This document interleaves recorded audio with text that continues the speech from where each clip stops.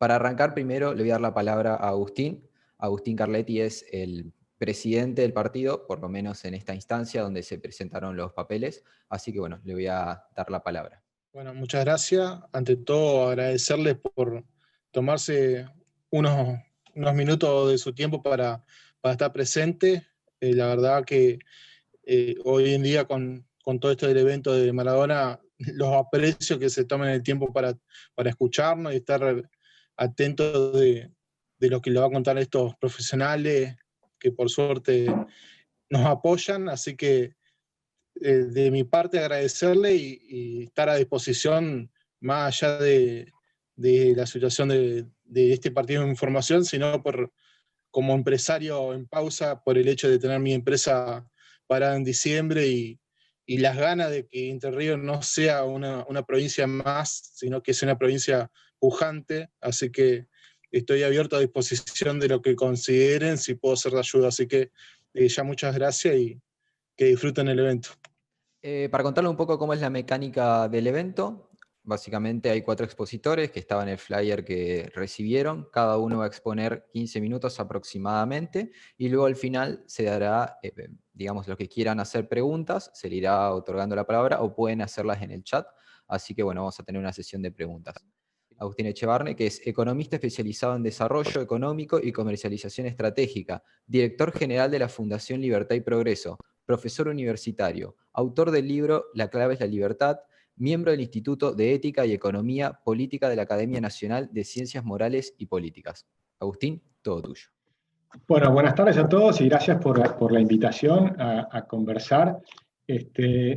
Simplemente me parece que lo interesante es contar un poco cómo llegamos hasta acá y ver como por lo menos lo que yo creo que puede ser una gran oportunidad de cambio para la Argentina, ¿no?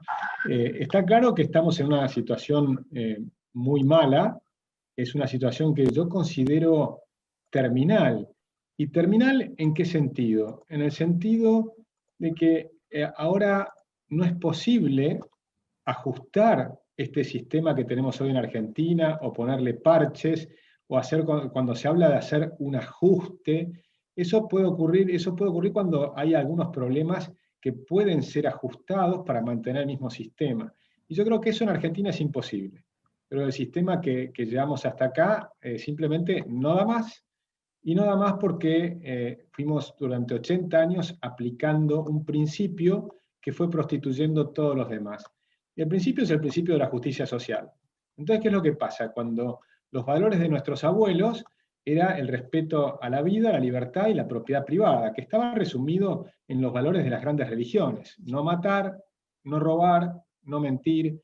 Esos son los valores morales que fundaron, yo diría, todo lo que se conoce como la cultura occidental, que por supuesto hoy abarca mucho más de lo que es el occidente geográfico, llega a Japón y a muchos otros países, ¿verdad?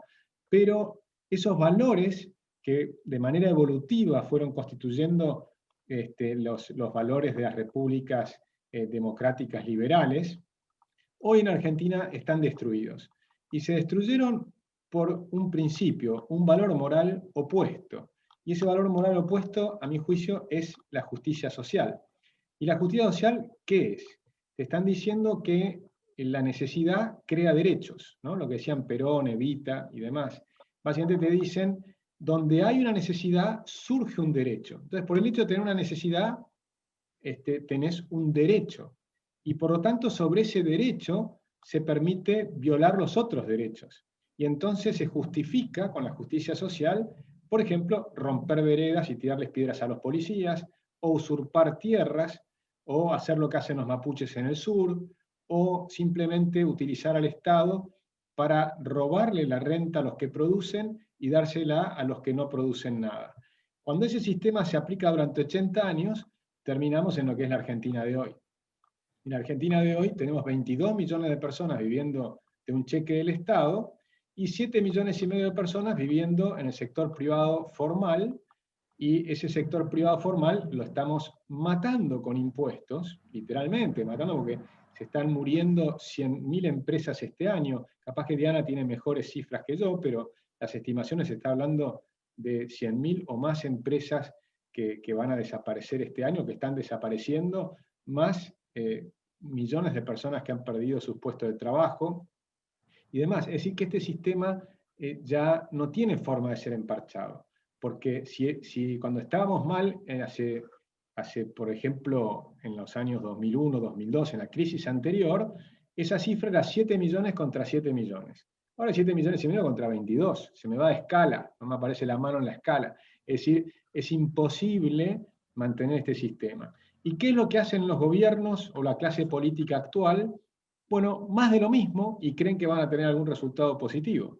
Por ejemplo, este año lo que estamos viendo es que en 11 meses que llevamos del año, ni siquiera terminamos 11 meses el año, desde que empezó este nuevo gobierno, ya hay 18 nuevos impuestos, aumentos de contribuciones y demás, que incluyen los impuestos nacionales, el impuesto al país, el aumento de los bienes personales, aumento de los costos laborales por la doble indemnización, cantidad de cosas, suspensión de la baja del impuesto a las ganancias de las sociedades, aumentaron el impuesto al cheque. La cantidad de cosas que hicieron fue impresionante, pero no solo lo hizo el gobierno nacional, sino que también lo hicieron los provinciales. Entonces, por ejemplo, en Puerto Madryn el impuesto al viento, ¿no? O en Cava tuvimos varios impuestos, el impuesto a los sellos para tarjetas de crédito, que ahora pone la reta, la suspensión de la exención de ingresos brutos para PASES y para el ELIX. Es decir, también hay un ajuste obviamente el ABL lo ajustaron por inflación, es decir, no te ajustaron las jubilaciones por inflación, pero los impuestos sí te los ajustan por inflación. Entonces, ¿qué es lo que ocurre? Aún los que se supone que eran la oposición, que son los de Cambiemos, mantienen la misma regla de juego. Durante los 4 años anteriores aumentaron los planes sociales, terminaron violando las mismas cosas que violaban Cristina, por ejemplo, la libertad de cambios, ¿no? Que terminaron con el cepo cambiario. Empezaron con el cepo cambiario, lo sacaron, pero lo volvieron a poner. Empezaron bajando impuestos, pero después volvieron a empezar a aumentar los impuestos.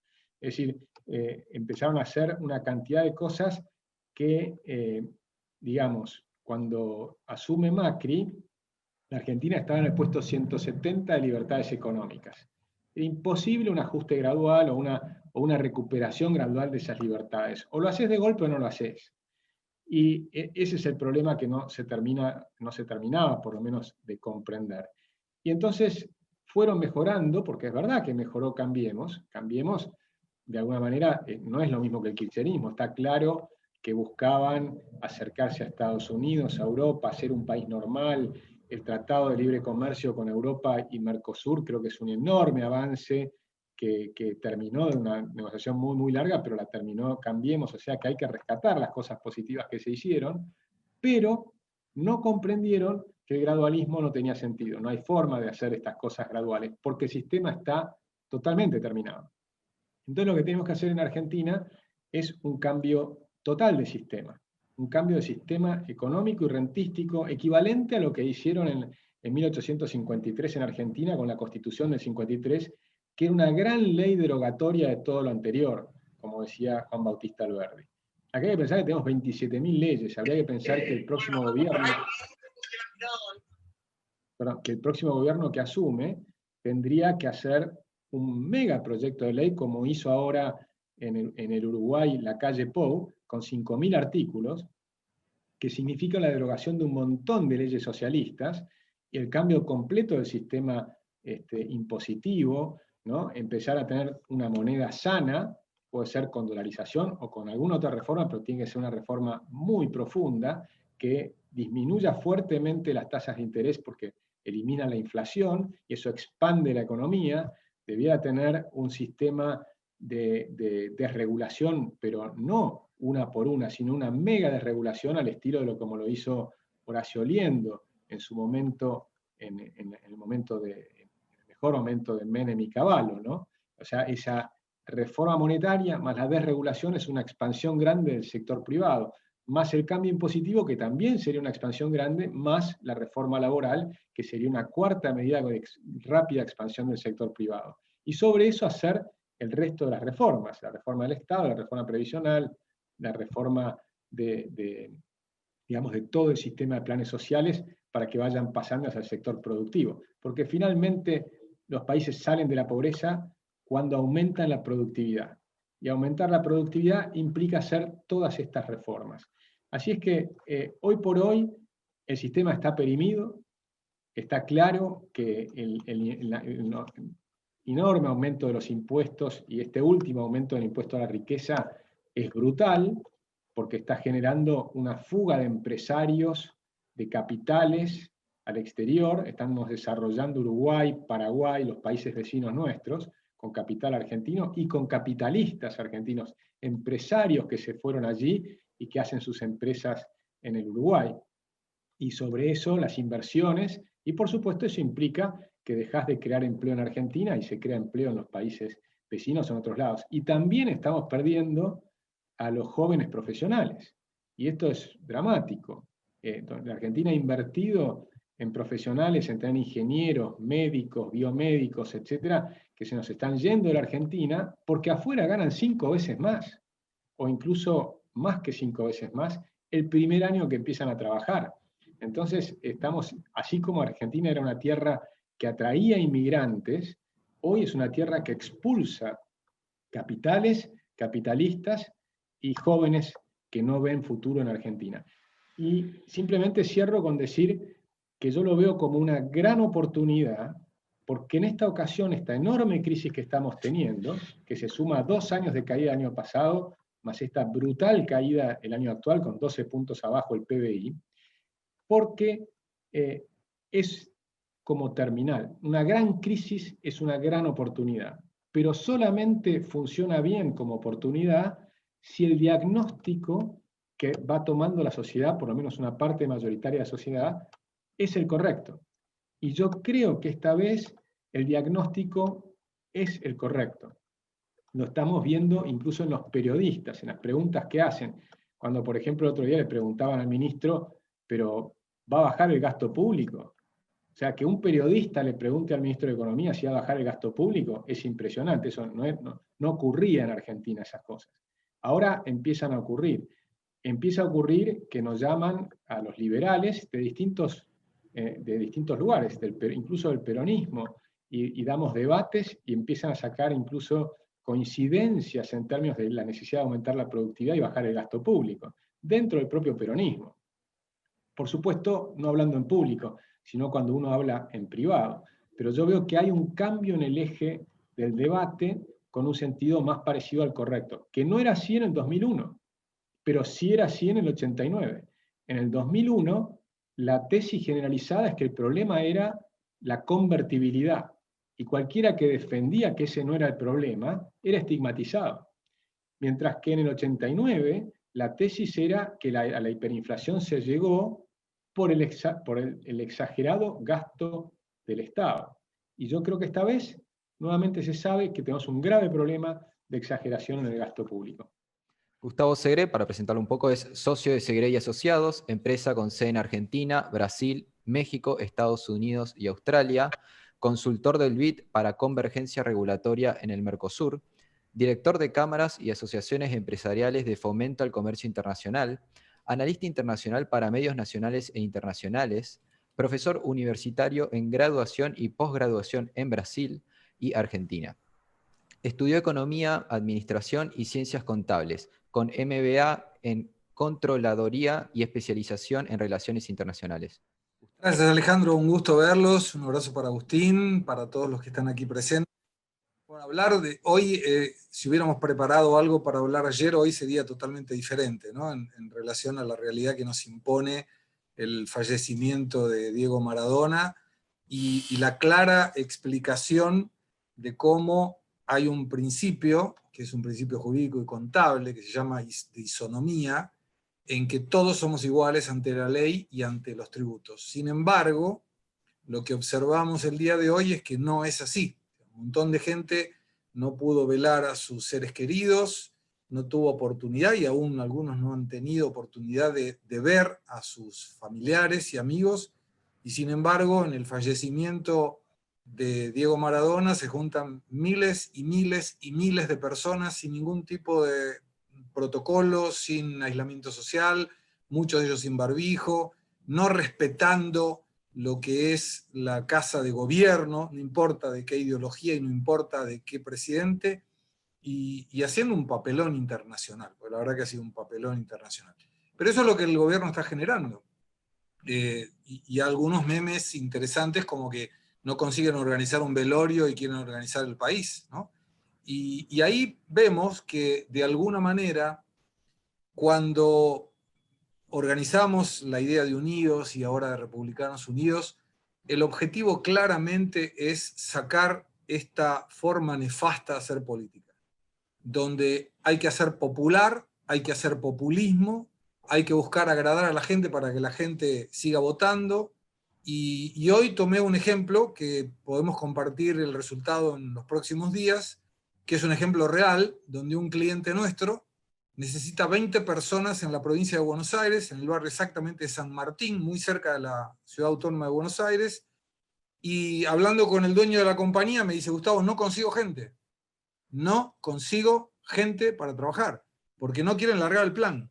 Entonces le propuse hacer una divulgación, que la subí en mis redes sociales, para ver cuánta gente se anota.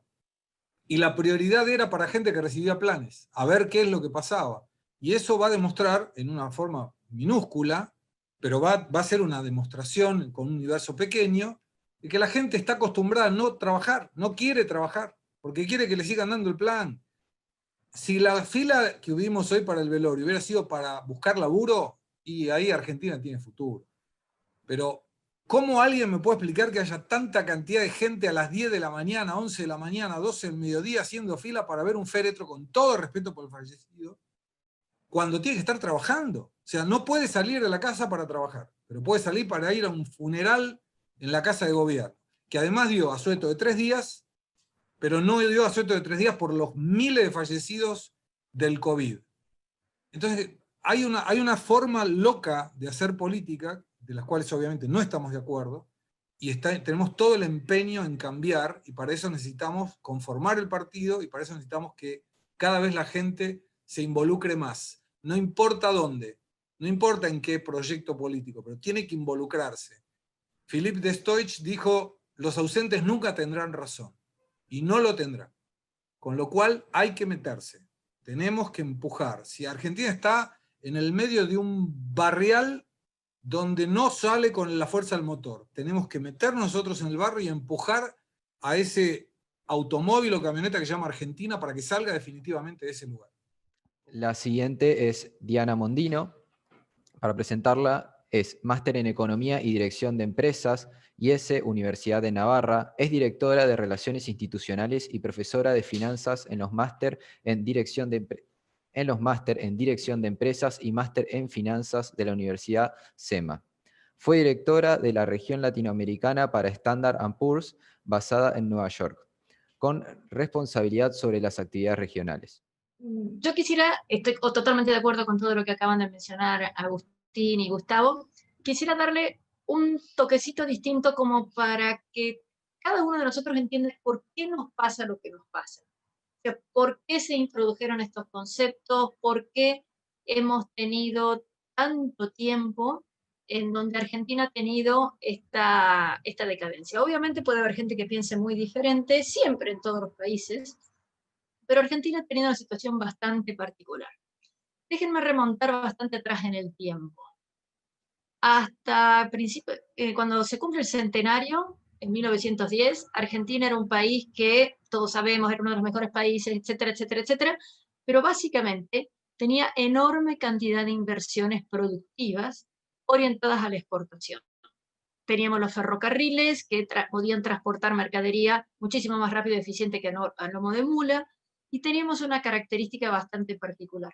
Por la forma, piensen ustedes en el mapa mundi, si alguien quería ir de Nueva York a San Francisco, podía hacerlo en un viaje bastante prolongado en tren, que ya Estados Unidos tenía, o en barco, pasando a través del Cabo de Hornos. Si alguien quería ir de Europa hacia Asia, podía bordear el Cabo de Hornos con los enormes problemas digamos, climáticos, o alternativamente pasar por Sudáfrica con mucho más problemas. Entonces, para el comercio internacional, para muchas cosas, Argentina, que hoy nos consideramos que estamos en el fondo del mundo, resulta que Argentina era un puerto obligado. Buenos Aires era un lugar en donde continuamente llegaban barcos, en donde estaban de camino yendo hacia algún otro lado, ya les digo, del propio Estados Unidos, de Europa hacia Asia, de Europa hacia el otro lado, y teníamos la necesidad de repostar, o sea, de buscar más mercadería, alimentos, cuando iban y cuando venían. Más llevaban las exportaciones de Argentina. Esto significaba que se llevaba una enormísima cantidad, se reducían muchísimo los costos porque los barcos de todas maneras pasaban por Buenos Aires. El correo internacional llegaba todos los días a Argentina. Teníamos una posibilidad de transportar muy barato lo que fuera, porque de todas maneras los barcos ya pasaban por Buenos Aires, a la ida o a la vuelta. Esto es hasta 2014, en donde el 31 de julio se declara la guerra, que después resultó ser la Primera Guerra Mundial. Digamos, en donde Alemania declara unilateralmente el conflicto.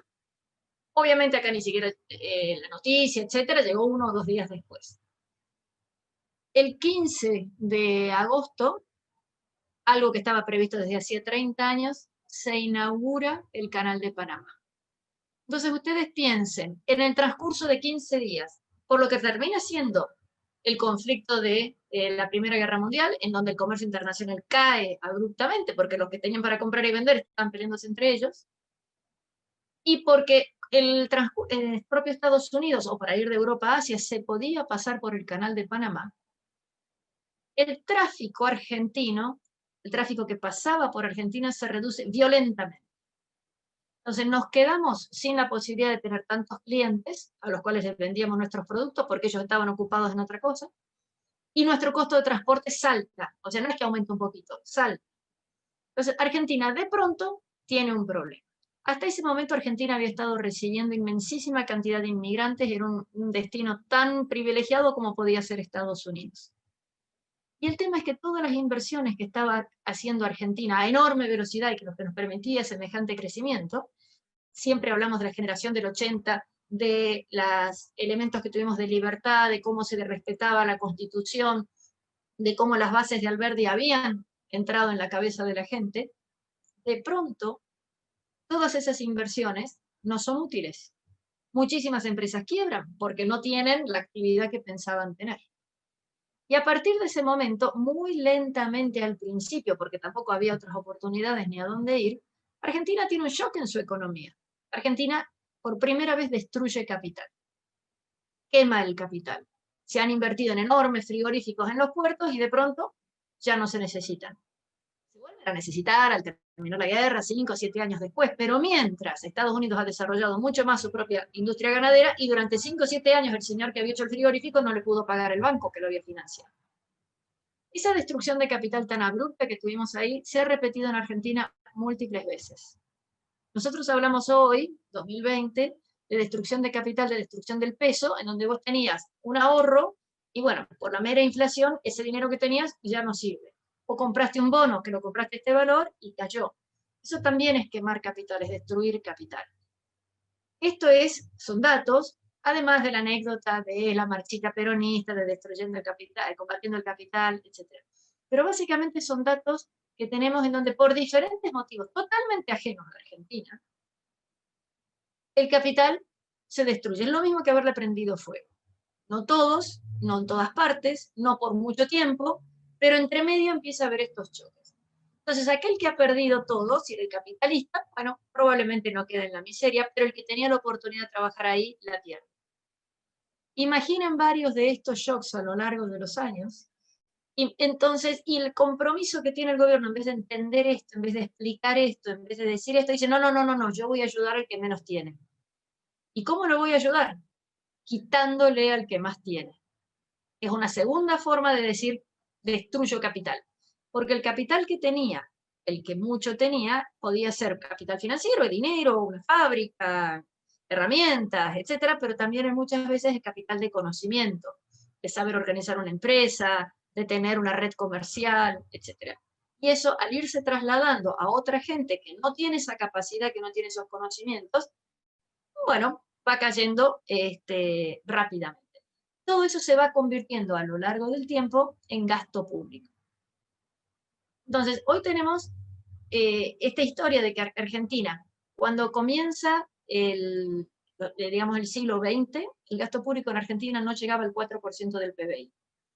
Hoy, cuando consideramos todos los elementos, nación, provincia, municipio, más entes públicos, etc., estamos en el 40 y algo, déjenme exagerar, 50% del PBI. Sé que exagero, pero es más o menos. Entonces, la mitad del PBI está dedicada a actividades que no son en sí mismas productivas. Son necesarias, los hospitales son necesarios, las maestras son necesarias, los policías son necesarios, pero no son productivas.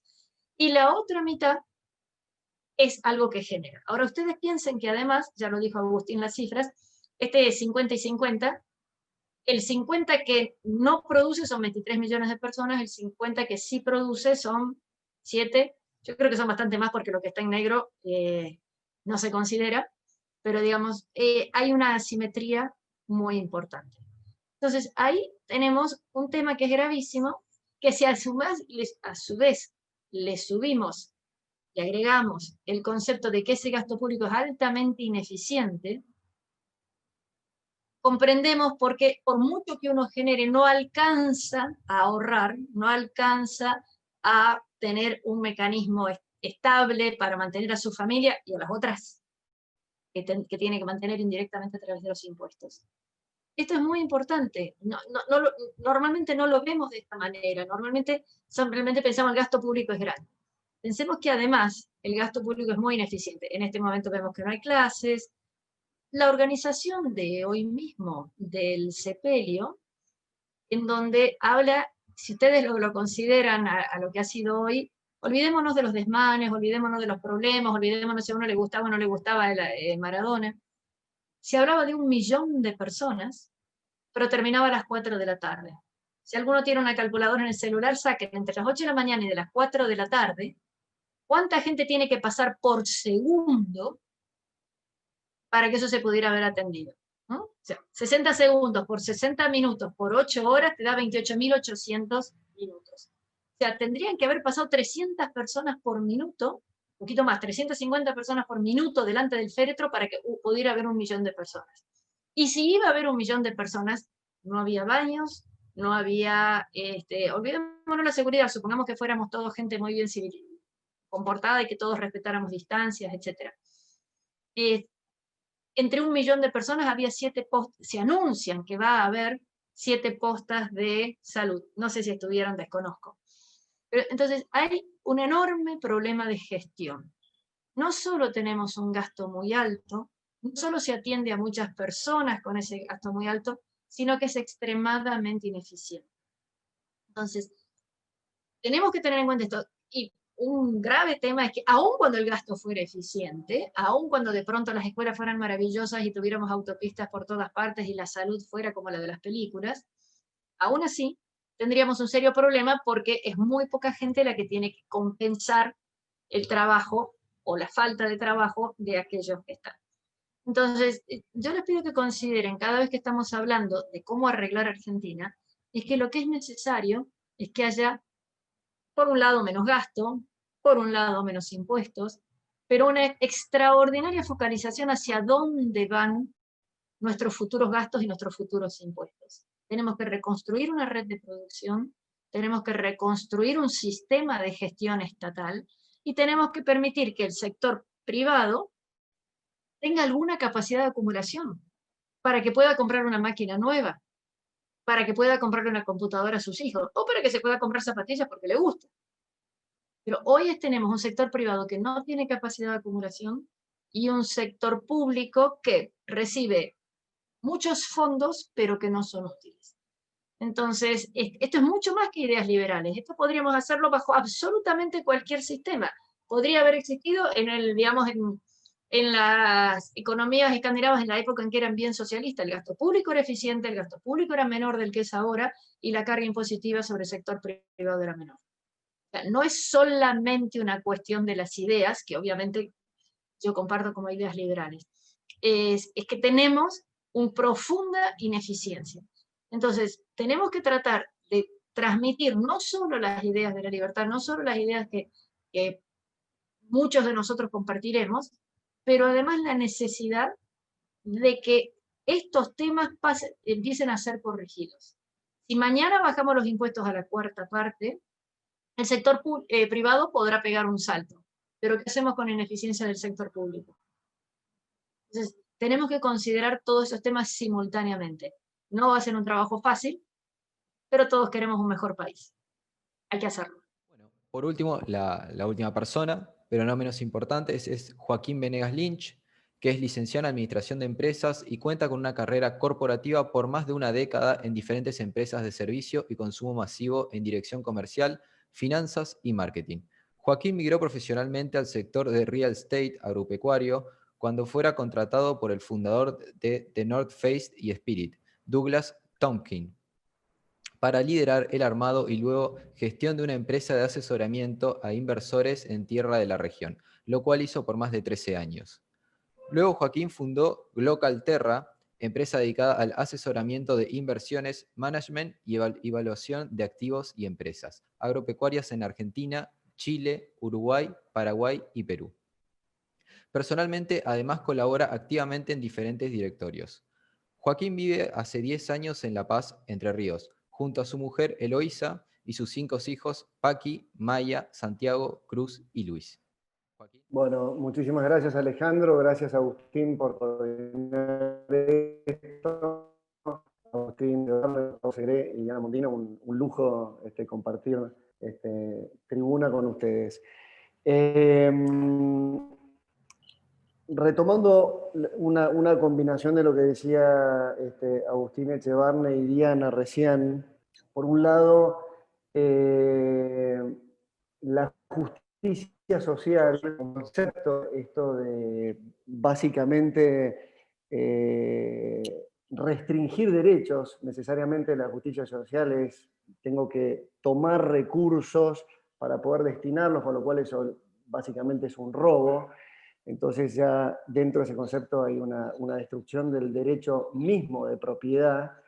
Por un lado, y ahí tenemos al Estado, que un poco lo que yo quiero mostrarles ahora es casi que combinando y sin habernos puesto de acuerdo con lo que habló Agustín y Diana, y algo mencionó Gustavo, cómo es el efecto del Estado en nuestras vidas en términos de números, ¿no? Llevar esto a la realidad, a la práctica como empresarios, como productores. Combinar este concepto maléfico, diría, de la justicia social, con esto que decía Diana, bueno, ese Estado, estemos listos porque en algún momento, por más que bajemos impuestos, vamos a tener que ser eficientes con el uso del recurso, ¿no? Yo, si me permitís, Diana, yo diría que el Estado va a ser por naturaleza ineficiente, porque la única manera que nosotros tenemos de medir la eficiencia es haciendo benchmark, es comparando. Y desde el punto de vista práctico, el Estado tiene el monopolio de la fuerza y el monopolio de los roles que nosotros le entreguemos al Estado. Con lo cual nunca vamos a poder hacer un benchmark, con lo cual al no tener competencia no vamos a saber cuán eficientes somos.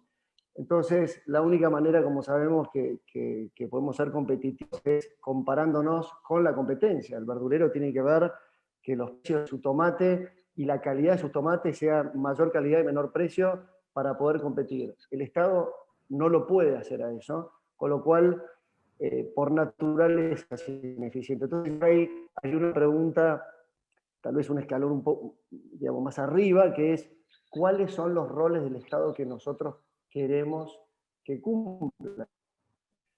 Y ahí entra, por supuesto, una discusión filosófica sobre, bueno, y creo que las ideas son trascendentales, queremos que nos den seguridad y justicia, ¿no? En la edad medieval, el rey ofrecía seguridad, un poquito de justicia, depende si no se comportaba muy mal con el rey, pero le ofrecían a la aldea por lo pronto seguridad y se quedaban con el 10% de su salario. Bueno, hoy sabemos que trabajamos de enero hasta casi septiembre para el Estado y no tenemos ni seguridad ni justicia. Con lo cual, la definición de los roles me parece que nos van a definir también qué es lo que esperamos del Estado. Y yo soy más de la postura de que son esos roles absolutamente básicos de seguridad y justicia, que es lo que no tenemos, y como contrapartida, bueno, ¿cuánto se va a gastar en seguridad y justicia?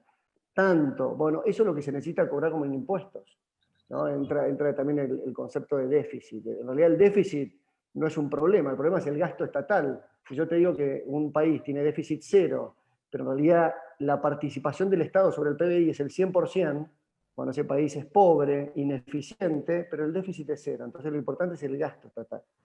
Ahora, yendo a esto que decía por ahí llevarlo un poco a la práctica y ver, yo creo que el drama que ha tenido como sociedad a nivel global es básicamente la participación estatal en la vida de los privados, en la riqueza privada. Entonces, básicamente lo que quiero mostrar acá es, yo lo llamo la mochila estatal. Este es el PBI global, ¿no? 2019, la fuente es el Banco Mundial del 2020, este es el número del 2019 ya cerrado, 87.698 billions, o sea, trillones nuestros de dólares. Esto es lo que genera la economía mundial. En términos de riqueza, ahora vamos a ver el concepto también de riqueza ahí, ¿no? Pero este es el gasto estatal promedio global. Bueno, los estados a nivel mundial se llevan el 42% en promedio de lo que genera ese PBI. Pero también ese PBI es engañoso, porque adentro del PBI también se calcula que es el mal llamado inversión estatal, en realidad es el gasto estatal, porque como sabemos, una inversión requiere de retorno y el Estado no genera rentabilidad, genera gastos, se lleva el 42%. Con lo cual podemos decir que el PBI real, es decir, la riqueza real que genera el sector privado, son 50.000 billones, ¿no? O 50.000 trillones nuestros. Es decir, el 58% de este PBI global. Ahora, el Estado además emite deuda, es decir, no solo no le alcanza con lo que genera de impuestos y con lo que genera de gastos, sino que además emite deuda. Bueno, ¿cuánto emite? Emite 60.000 trillones, ¿no? De dólares. O sea, básicamente, ¿cuál es la conclusión de la economía mundial? Es que el Estado tiene hipotecada a la riqueza global y se requiere 1.2 PBI reales, o sea, lo que generamos todos que nos rompemos el alma laburando, se requiere 1.2 de todo el esfuerzo planetario para pagar la deuda de los burócratas. Entonces, primera conclusión, digo, si en algo tenemos que poner el foco, y yendo a lo que decías vos, Diana, es ¿qué queremos del Estado? Y evidentemente le estamos pidiendo demasiadas cosas y que nos resuelva los problemas de tal magnitud que estos son los números. Nos hipotecan nuestra vida, básicamente. Ahora vamos a ver algo más local. ¿Cuál es la mochila impositiva? Y ahí me meto un poco en mi métier, que es el tema de la producción, pero si uno produce soja, bueno, como ustedes saben, la soja bueno, la soja participa con el casi 40% de las exportaciones, pero digamos la agricultura en general y la carne participan con casi el 70% de las divisas que genera la Argentina, con lo cual estamos tomando algo que es un ítem relevante para nuestra economía. Voy a hacer muy rápidamente esto, voy a hacer para que vean, digamos, cuál es, como dice el título, la mochila de impuestos que paga un productor, ¿no? Cuánto se queda el Estado y cuánto deja de ganar incluso el productor por la intervención estatal. Este es el precio de Chicago, bueno, de ayer, $432 por tonelada. Un flete a Chicago-Rosario, es decir, cuánto nos costaría, digamos, a nosotros llevar la soja hasta Chicago, supuestamente si ese fuese el mercado destino, $20 la tonelada. Quiere decir que nuestro precio FOB, o sea, el precio que está en el barco libre, sería de $452 la tonelada. Bueno, y acá empieza el Estado. Entonces nos dice, bueno, no, pará, no vas a cobrar el precio que te corresponde, sino que yo me voy a quedar con el 30% de lo que deberías recibir. O sea, imagínense, todavía no estamos hablando de que ni un camión, ni un derecho de exportación, nada. Y ya el Estado se quedó con $120 la tonelada. Y esto no sé por qué no me deja... Ahí está. Este es el precio FAS, digamos, que sería el real, que son los 452 menos 120. 332, bueno, ok, quédate con 120, 332 es lo que recibiríamos. Ahora te dicen, bueno, pero pará, los $332 no los vas a cambiar a 157. Lo vas a cambiar a 82, que es el dólar oficial. No es el real, no es el de mercado, no es lo que la gente decide que vale el dólar, que es una mercancía más como es un tomate o cualquier otro bien. Y ahí ya tenemos $158 la tonelada que estamos dejando de ganar por una intervención estatal, ¿tá? Por la justicia social, por la redistribución del ingreso, por todos estos conceptos que tanto estamos acostumbrados a escuchar. Después, o sea, ahí tenemos un precio real después de diferencia de cambio. O sea que finalmente, fíjense, teníamos que haber recibido $452, digamos, antes de los gastos y demás, y ya estamos recibiendo 174 de movida. Hasta acá el Estado se comió el 61% del precio y todavía no empezaste a producir. ¿Tá? Costo de producción por tonelada, acá ya nos metemos en la producción, $130 la tonelada, y ahí empieza de vuelta el Estado. Te cobra ingresos brutos, te cobra un inmobiliario. Bueno, decís, listo, tengo una EBITDA, un resultado antes de ganancias, tasas y amortizaciones y demás, de $35 la tonelada. Sobre eso te dice el Estado, bueno, yo también acá soy socio, como vos sabés, si vos ganás, si vos perdés, nada, ahora si vos ganás te sigo sacando, se lleva el 30%. Quiere decir que la utilidad neta real en dólares del productor son $24 la tonelada. Esta es la realidad en términos de dólares. ¿Ah? Siempre medido en el dólar con respecto al dólar real, que es lo que deberíamos estar recibiendo el chacarero que tiene 20 hectáreas o el productor que tiene 5.000.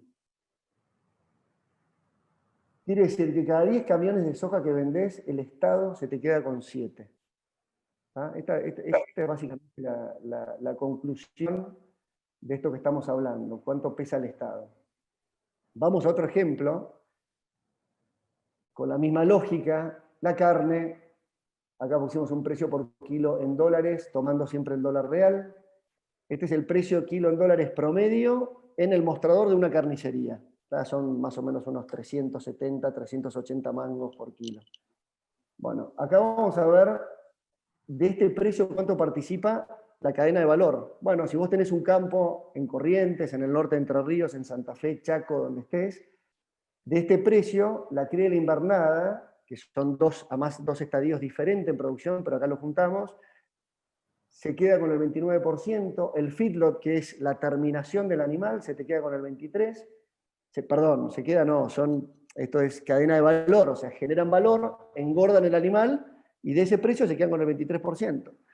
Que también tiene muchísima lógica porque hay mucho más riesgo en el feedlot, porque vos tenés insumos como los commodities, en el feedlot vos das, por ejemplo, maíz, y está relacionado directamente tu margen con el precio del maíz, con lo cual genera esta participación sobre precio. El frigorífico se queda con el 5% de este precio, va el tipo con su camioncito, va a la carnicería, hace el desposte, vende los cortes y se queda con el 14% del precio. Quiere decir que finalmente la cadena de valor de este precio se quedó con el 71%. Bueno, ¿y el resto qué pasó? Y ahí aparece, por supuesto, nuestro gran amigo, socio, siempre en las buenas, por supuesto, y se lleva el 29%. Y de este 29%, que este es otro ítem también interesante, ¿cómo se distribuye este 29%? Bueno, los impuestos nacionales se te llevan el 76%, y los provinciales y los municipales, que son donde vos generaste toda la mayor parte de la producción, es decir, vos tenés el campo en una provincia, engordaste probablemente en la misma provincia o en otra, pero es regional, después vendiste al frigorífico que vas a venderle probablemente, si no estás integrado verticalmente vos, le vendés al frigorífico más cerca, con el mejor precio para poder tener un flete corto, con lo cual estás generando toda tu cadena de valor, el casi 60% o 55% de la cadena de valor está a nivel provincial y municipal.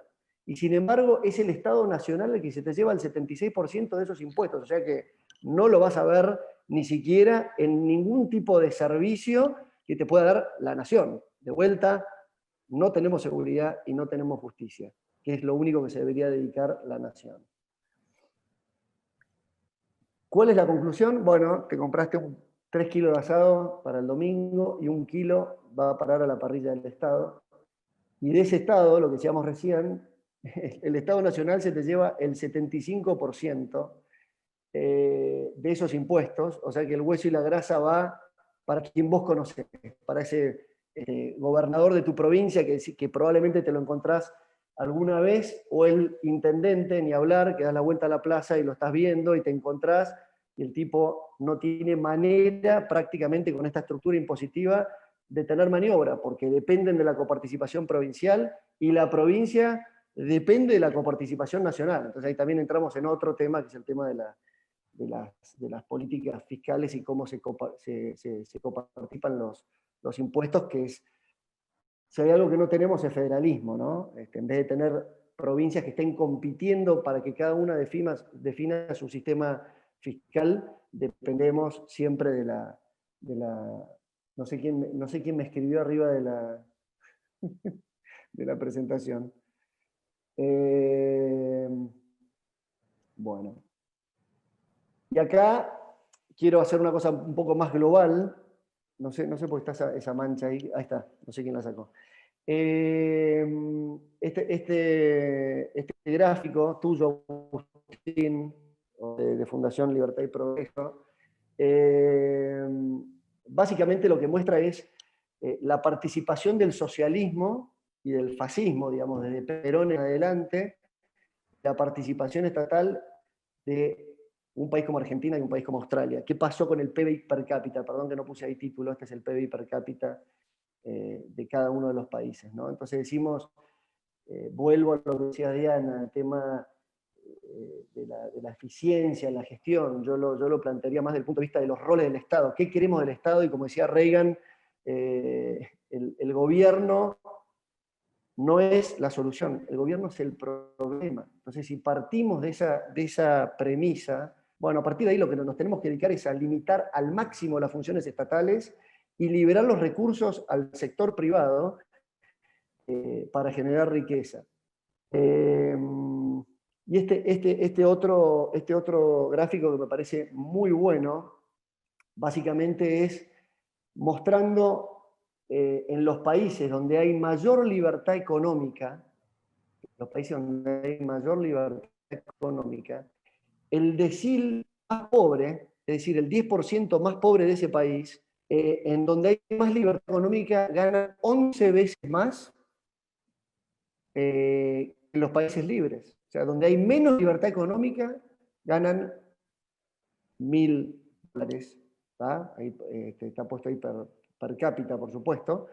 Y en los países libres ganan 11 veces más. Y después hay un gráfico que no está acá, que es muy interesante, que es esos mismos pobres en el país más rico, que ganan $11.000 por año, per cápita, ganan 4 veces más que la clase media de los países menos libres. Con lo cual, para concluir con esto, las ideas creo que son trascendentales. Cuando se dice, vamos a hacer, alguien dijo alguna vez, bueno, pero hacer un pavimento, hacer una ruta o una autopista no es de ideas, hay que hacerlo. Y yo no puedo disentir más con eso, porque una idea, la del socialismo, te va a decir, lo tiene que hacer el Estado, y te tengo que cobrar impuestos, y lo tienen que pagar todos. O sea que es inmoral, es injusto, porque el de Jujuy está pagando la autopista de la Ruta 8 de Buenos Aires-Venado Tuerto, y la idea liberal va a decir que lo pague el privado, que lo paguen los interesados, y esa tarifa la tiene que pagar quien la usa. Y ahí te vas a un modelo, y esto no son cosas ni idealísticas, ni que no existen. te vas al modelo chileno, por ejemplo. Con lo cual, creo definitivamente la batalla cultural de las ideas es trascendental para llevar a la práctica qué tipo de participación queremos del Estado. Así que bueno, eso es un poco la introducción. Gracias por el tiempo. Perfecto, Alejandro, muchas gracias, Joaquín. Sí. ¿me permitís algún comentario agregando, sumando a lo que dice Joaquín, con lo cual concuerdo? Todo lo que hace el Estado, por definición, en el lugar más eficiente del mundo, es más caro que si lo hiciera un privado. ¿Por qué? Porque primero alguien tiene que definir cuáles son las prioridades. ¿Qué hacemos? ¿Una canchita de fútbol? ¿Un lugar para no sé, una nueva escuela, un salón de actos? O sea, la definición de qué es lo que una comunidad necesita, es muy raro que alguien centralizado pueda definir cuál es la verdadera prioridad. Una vez que se decidió todo lo que haga el Estado, así sea eficiente y así sea en una comunidad pequeña, va a ser más caro porque tiene que llamar a una licitación, porque tiene que tener un proceso de control del gasto, porque tiene que tener un proceso posterior de la auditoría del gasto. Mientras que si lo hace un privado, hay al menos 2 etapas que no son necesarias. Vos dirías, bueno, si lo hace un privado le va a querer cobrar al que lo usa. Mientras que si lo hace el Estado ya queda disponible para todos. ¿Cuál es la definición de justicia de que esté disponible para todos o solamente para el usuario? Bueno, dependerá de cada caso, cuándo puede convenirse. Pero es muy importante tener en cuenta que no es solamente un problema de corrupción el que tenemos en Argentina, no es solamente un problema de exceso del Estado, no es solamente un problema de la mochila que tiene el sector privado, sino que por definición siempre todo gasto estatal, por los sistemas de proceso de decisión, control previo y control posterior, siempre va a ser más caro. Y eso es una cosa que tenemos que tener clara. De todas maneras, hay un montón de actividades que sí tiene que realizar el Estado porque deben estar disponibles para todos y por igual. Salud, educación, pero básicamente las funciones son defensa, seguridad y justicia. Esas 3, siempre, desde el matón en una caverna, los reyes feudales, siempre defensa, seguridad y justicia está en manos del Estado. Así que, digamos, tengamos en cuenta esas cosas. No es solamente un tema de impuestos, es un tema de qué actividades hace el Estado y que las que hace son más caras. Muchísimas gracias. Bueno, entonces ahora arrancamos con las preguntas. Todos los que estén participando y quieran hacer preguntas, si quieren escribirlas al chat, las pueden leer o si no se les va a habilitar, si no me equivoco, para que puedan hacerla directamente. Así que está disponible. Hola, buenas tardes. Bueno, mi pregunta es, tenemos una pequeña pyme acá en la ciudad de Colón, Entre Ríos. Somos productores de pasta de maní y vendemos a todo el país. Arrancamos ahora en época de pandemia, el 19 de marzo para ser más específico, y por ahí nos está yendo bastante bien. Logramos formar o establecer un buen mercado, una buena capacidad productiva, pero tenemos el principal inconveniente. Uno es en el financiamiento. Tenemos oportunidades por ahí y desarrollamos un poco el sistema como para ir creciendo un poquito más y también exportar. El principal inconveniente lo vemos en esta ciudad, por ejemplo. Hoy tenemos la planta parada funcionando a un 20% porque el servicio eléctrico no tiene las capacidades necesarias para abastecernos en la necesidad energética que tenemos en la fábrica. Y eso que somos una empresa muy chiquita, que no requerimos de tanto. Creo que por ahí uno de los déficits grandes son los servicios para las pequeñas y medianas empresas, y más que nada el financiamiento. ¿Cómo ven el tema del financiamiento para el empuje? Nosotros por ahí vemos que se nos dificulta cada vez más, cada vez las tasas varían mucho, el dólar nos juega mucho, el maní para nosotros es una commodity y nos varía mucho, y todos los días estamos dependiendo del despertarte del otro día y saber si tu materia prima vale un 10% más, un 15% más, o como el caso, por ejemplo, de la tapa de los frascos que usamos. Hay una sola fábrica en Argentina que la fabrica y ahora directamente consiguió para exportar a Brasil y deja desabastecido el mercado interno y apunta al mercado externo.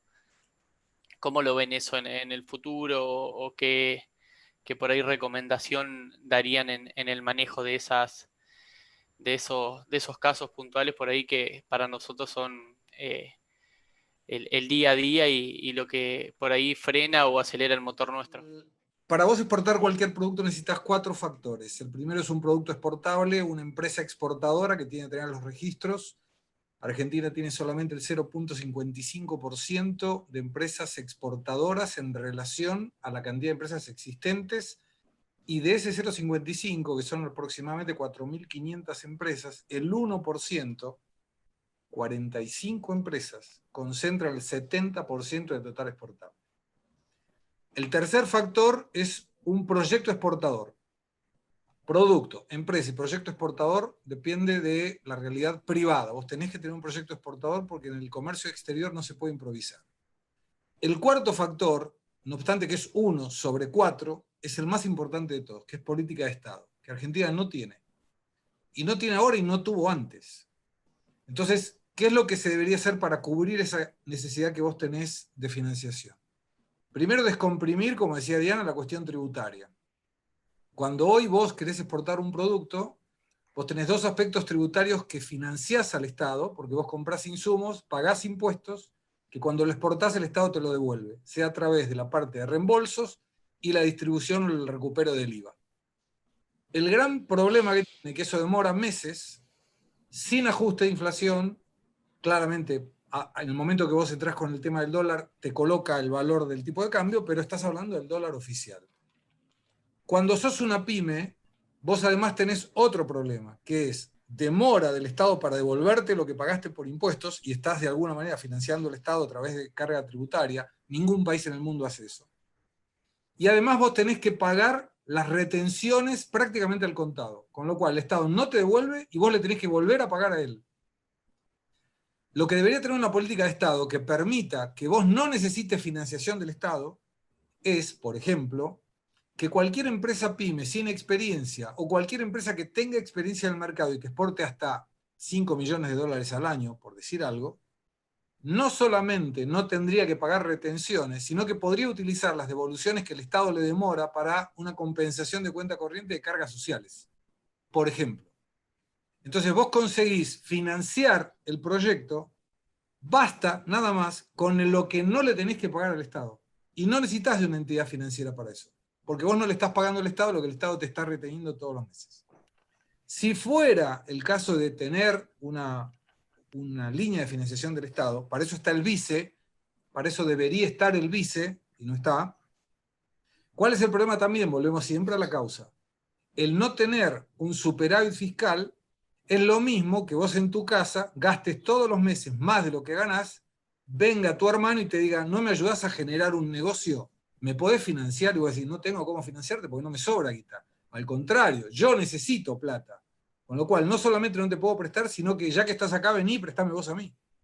Entonces, tiene que laburar las dos cosas en conjunto. Política de Estado para generar proyecto exportador, que hoy no tenemos, y una mejor administración de la ineficiencia estatal para que en algún momento de la vida del argentino tengamos superávit que permita lo que Diana mencionaba: seguridad, justicia, educación, salud, si querés, pero debería hacerse al revés, y con eso sí quedarían remanentes para proyectos exportadores y de financiación, donde podría incluir también financiación para eso que vos mencionabas. No tenés energía, con lo cual, ¿cómo vas a poder pensar en exportar si no tenés cómo fabricar el producto por falta de energía? Y voy un poquitito más lejos y concluyo.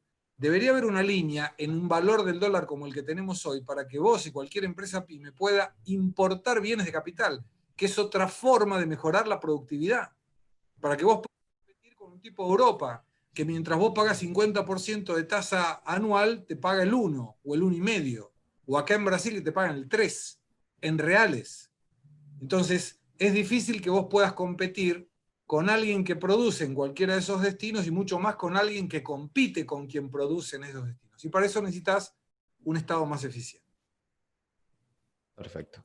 No sé si quieren agregar. Exacto, justo te iba a preguntar, Agustín, si quiere agregar algo. Un matiz nomás para agregar a lo que dice Gustavo, es que el crédito viene de credere, viene de la confianza. Vos tenés la confianza en una empresa pero esa empresa está dentro de un país. Si el país no tiene confianza, la empresa está en el horno. ¿Por qué? Porque primero no tenés moneda. Entonces, imagínate si nosotros, por ejemplo, hiciéramos una reforma monetaria que implique eliminar la inflación, pasar a inflación cero. Nosotros tuvimos 40 años de inflación prácticamente cero, que fueron los 40 años de la convertibilidad. Tuvimos dos convertibilidades, una que duró 30 años y una que duró 10 años. Y ahí la inflación es cero.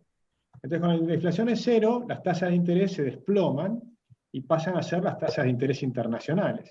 Hoy las tasas de interés internacionales son bajísimas, hay créditos a 30 años al 3% anual. En cambio, en Argentina tenemos el famoso riesgo país. ¿Y qué es el riesgo país? Es que el Estado gasta más de lo que le ingresa y se endeuda, y lo que los economistas llaman produce un efecto que se llama crowding out, es decir, le saca el financiamiento que podría tener el sector privado libremente y se lo chupa al Estado. Y se chupa el crédito interno y se chupa el crédito externo. Pero además, como no tenemos moneda, el sistema financiero argentino se reduce, es cada vez más chiquitito, es diminuto en relación a los sistemas financieros de cualquier país civilizado. Entonces, el hecho de tener moneda te expande el crédito, te expande la monetización de la economía y te expande el crédito. Y si el Estado no se chupa ese crédito, queda simplemente sin ninguna necesidad de un banco estatal, tenés todo el acceso al crédito internacional y local en un mercado desarrollado ampliamente. Eso te daría tasas de interés muy bajas y con créditos a muy largo plazo. Y esto se verifica, pero no solo en los países desarrollados. Esto ocurre también incluso en países vecinos nuestros. O sea, el crédito que hay hasta en Perú, o si quieren, o lo que había en Chile hasta antes ahora de todo este despelote, pero Chile tenía tasas de interés muy bajas a largos plazos, ¿no? Tanto en Uruguay también, ¿viste?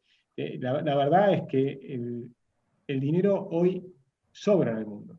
Las tasas de interés son prácticamente cero, muy, muy bajitas. Todo el resto es la ineficiencia del Estado. Buenas tardes, soy Matías Graicochea, productor agropecuario del norte de Entre Ríos, acá en Feliciano, San José Feliciano. Y la pregunta, digamos, que me surge todo, coincido con los 4 expositores, es impecable la visión y la mirada. Ojalá lleguemos algún día a una Argentina así, a un Estado, digamos, como se plantea acá. Y la duda que me surge es cómo llevamos a cabo, cómo se concreta esta estrategia, porque, digamos, partimos de una realidad y estamos apuntando a otra. ¿Cuál es la estrategia? ¿Cómo es el proceso? ¿Qué tiempos se manejan? Si hay, digamos, una mirada clara de cuál es el camino en esa línea. Porque, digamos, las prueba y error, hoy no sé cuánto tiempo tiene la Argentina para seguir. Entonces es un poco la pregunta a todos, incluso no recuerdo si Agustín es el presidente del partido. ¿Cuál es el camino? ¿Cuál es la estrategia? Bueno, yo te puedo dar mi visión, pero por supuesto cada uno puede tener sus matices, ¿no? Mi visión es que cuando tenés que hacer un cambio de sistema completo, no sirve el gradualismo. Yo sé que esta visión no es compartida por muchos, pero me baso en lo que pasó cuando se cae el muro de Berlín. En el año siguiente empiezan a desmoronarse todas las repúblicas socialistas soviéticas. Y ahí tenés 15 países para ver de experimento. ¿Qué es lo que hicieron? Hay 5 que hicieron programas de cambio completo e inmediato, que son Lituania, Letonia, Polonia, Estonia y la República Checa. Y 10 países que hicieron cambios más graduales.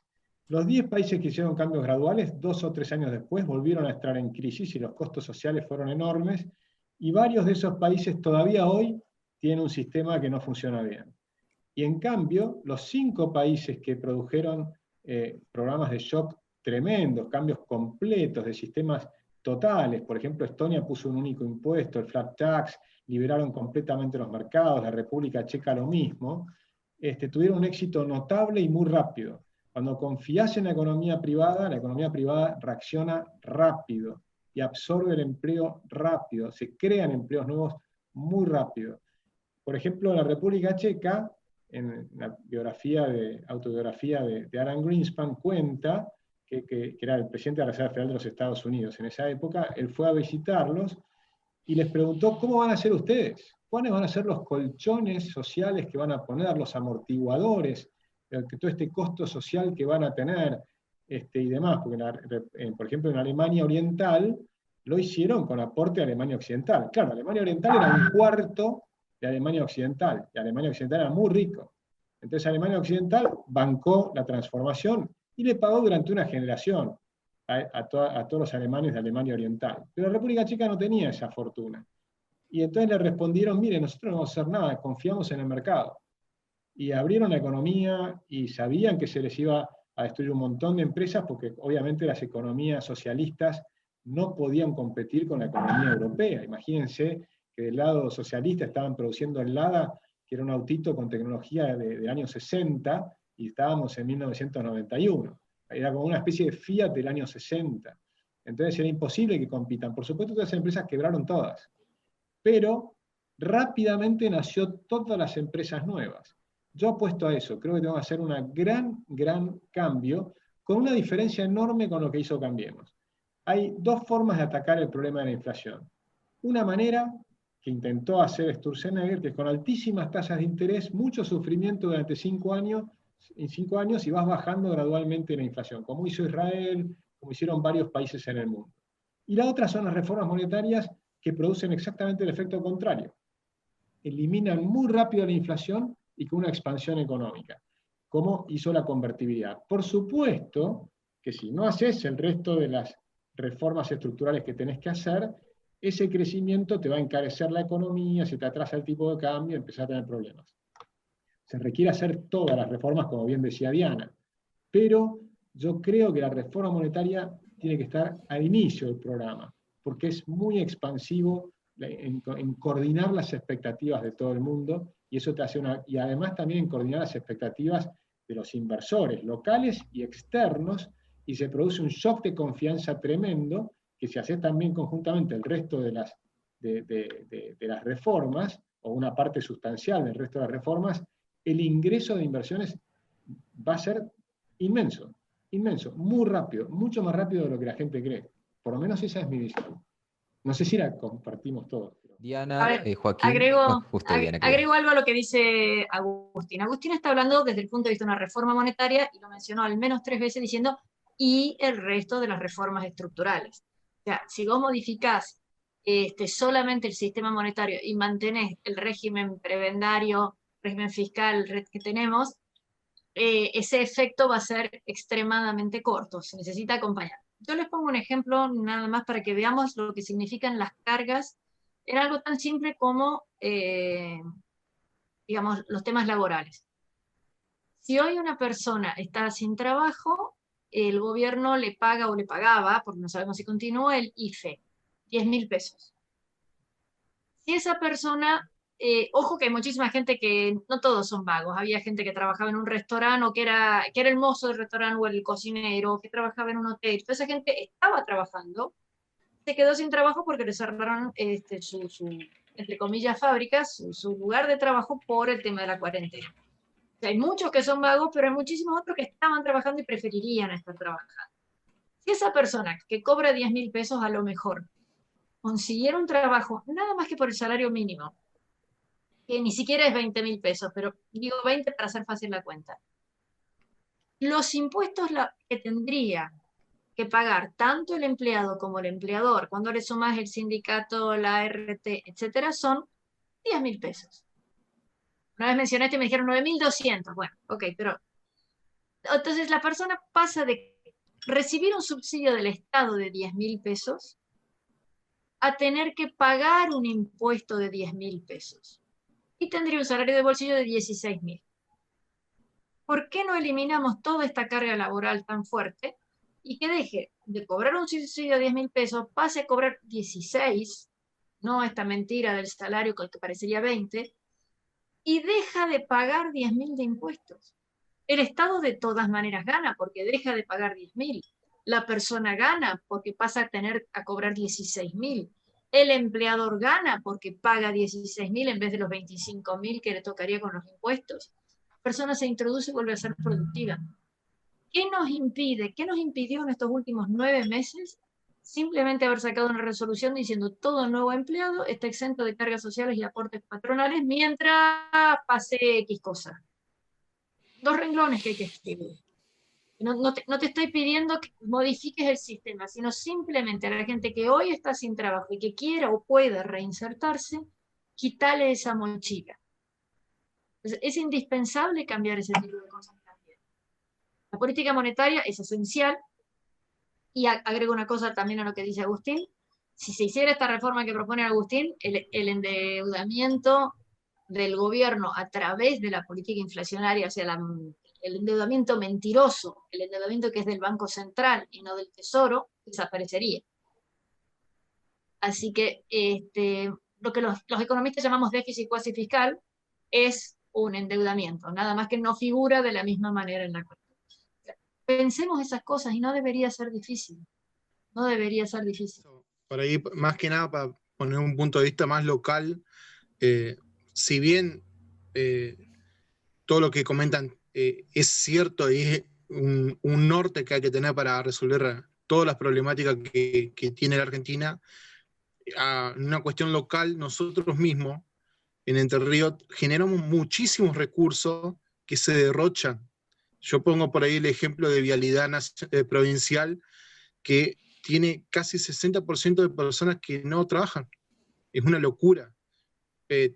Yo como estudiante de Ingeniería Civil he tenido la oportunidad de ir hasta a ver los laboratorios de la Municipalidad de Paraná, y el máximo responsable del área de suelos, el que te habilita los proyectos de las obras privadas, la persona está capacitada con un libro, no terminó de secundaria, y es el máximo responsable del área, para que tengan una idea de la locura que es el Estado en sus distintas instancias.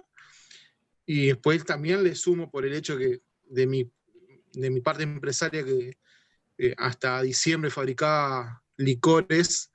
Yo tuve 6 meses con la fábrica totalmente apta para que me la habiliten. Fueron 6 meses de arrancar perdiendo por el solo hecho de querer trabajar en blanco, como por mandamiento familiar. Me quedó de trabajar bien como corresponde, y tuve 6 meses para, ahora les muestro lo que fabricaba, o uno de los productos que fabricaba, no sé si se alcanza a ver, es una de las botellas que fabricaba Absenta, por si alguno ha escuchado alguna vez. Lo que le estaba mostrando, si bien representa una botella de licor, el 70% de lo que veían era impuesto. Yo vendía impuestos. No puede ser eso. Así que si queremos tener un país pujante, en nuestro caso provincia, y en lo que yo me caliento para que tengamos una provincia digna, no puede ser que seamos recaudadores del Estado. No podemos ser cómplices de los que nos llegaron hasta acá. Así que bueno, les agradezco el espacio. Quiero agregar algo sobre el tema. O sea, que estamos trabajando con Gustavo Lacha Lázari en un tema, en una propuesta de tributos, una alteración, que además de la reducción tributaria, entre otras cosas, permitiría una alteración. Esto obviamente tiene que ser alterado por las normas legales que correspondan. La alteración del pago del impuesto a la ganancia para personas físicas, donde hoy, dependiendo de lo que vos ganás, el Estado, como muy bien lo explicaba Beneja Lynch, te saca directamente. Es un socio donde participa. Y donde a lo mejor una idea, que se podrá mejorar obviamente, y esa es una idea, podría ser que el pago del impuesto de la persona física pueda generarse en una manera de estilo balance de resultados, como se hace en la persona jurídica. Entonces, en vez de decir, bueno, yo gano 100 y gasté 60, el Estado me hubiera cobrado tanto, esa plata yo la puedo utilizar para consumir, y genera la recaudación del Estado por la vía tributaria de otra manera, por las vías del consumo, no de la retención automática por el impuesto a la ganancia. Entonces hay un montón de cosas que se pueden hacer. El problema es que Argentina está siempre dando vuelta y vuelta y vuelta y vuelta, y no sale de la situación en que se encuentra, porque las ideas que se aplican son las mismas que ya se equivocaron en el pasado. Y alguien, no sé quién, un iluminado, supone que esta vez el resultado va a ser diferente. Y no va a ser diferente. A mí me gustaría, Alejandro, solamente sumar a la pregunta que hizo Matías Graicochea, que es muy, muy pragmática, es decir, ¿cómo hacemos, ¿no?, para todo esto? Creo que tanto Agustín como Diana y Gustavo explicaron muy bien los procesos. He sido 100% con Agustín en el método del shock, no solamente por los resultados que explicó muy bien de Europa sino por los resultados que hemos tenido en la etapa de gobierno de Cambiemos, que lamentablemente no se hicieron las reformas, sobre todo económicas, por más que tengan algunas cuestiones institucionales y republicanas. Creo que la parte económica definitivamente falló y no se hizo el shock que realmente necesitábamos, en línea con lo que decían recién los 3 expositores. Pero quiero poner un punto solamente en lo que es la batalla cultural, y que creo que no queda otra. Este tipo de esfuerzos que hacen Unidos y tantos otros grupos liberales, que lo que están haciendo con su esfuerzo ad honorem, y porque realmente creen en esto y hay convicciones, a diferencia de esos personajes nefastos de la política que hacen era política, no tienen la menor idea del sector privado, no han generado nunca ni trabajo, ni riqueza, ni nada. A diferencia de todo este grupo de liberales, creo que lo que hacen es correr el eje del debate. Nos hacen pensar desde distintos ámbitos, desde los liberales clásicos hasta los anarcocapitalistas, donde prácticamente no se cree en la presencia del Estado, que creo que es una cosa muy buena para replantearnos y sacarnos telarañas mentales, donde le asignamos roles al Estado que en realidad nos educaron y escuchamos en el colegio que lo tenían que hacer, pero cuando te pones a pensar desde el punto de vista filosófico y práctico, no tiene ninguna diferencia un servicio de educación con un servicio financiero o cualquier otro, por más que sea más o menos importante, pero es un servicio al fin y atrás hay recursos. Entonces creo mucho, contestando a lo que decía Matías del cómo, creo en esto, creo en estas reuniones, creo en el esfuerzo desinteresado y la verdad aplaudo lo que hacen Agustín, Gustavo, Diana, todo el grupo de los diferentes liberales y diferentes escuelas, porque es lo único que no se aplicó en la Argentina en los últimos 80 o 90 años. Y fue lo único que se aplicó, que cuando se aplicó fuimos de los países más fuertes del orbe. Y había 2 países donde eran referentes y la gente venía a hacerse la América, y eran Estados Unidos y Argentina. Entonces tenemos que volver, yo creo, de alguna manera a esa república alberdiana, con esos principios liberales.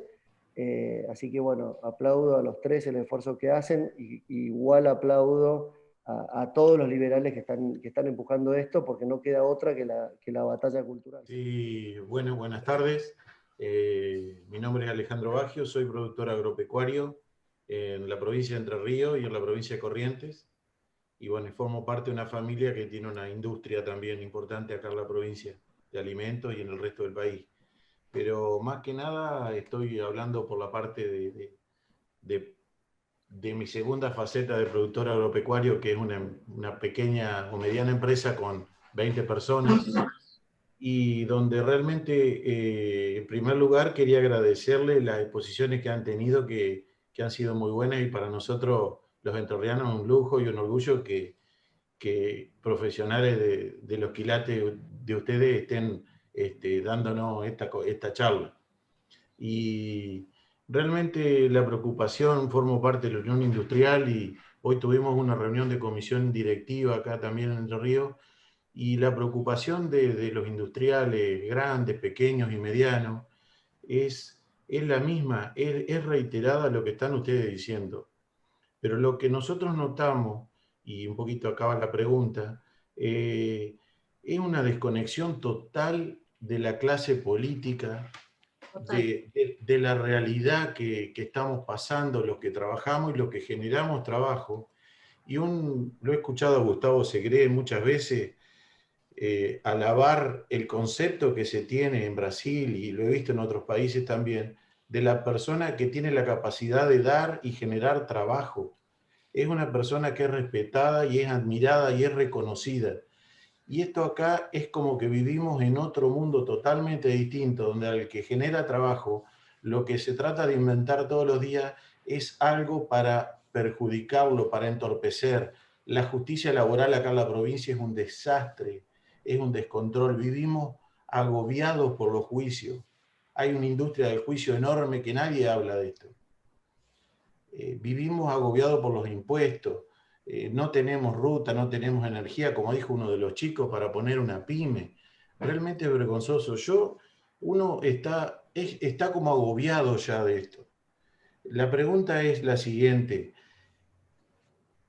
¿Se sale de esto? ¿Hay alguna posibilidad? Porque uno ya está como cansado y agotado y tenemos que darle señal a los más jóvenes, a los que nos vienen sucediendo, de si esto es viable o no es viable, porque es como que uno ya llegó al límite.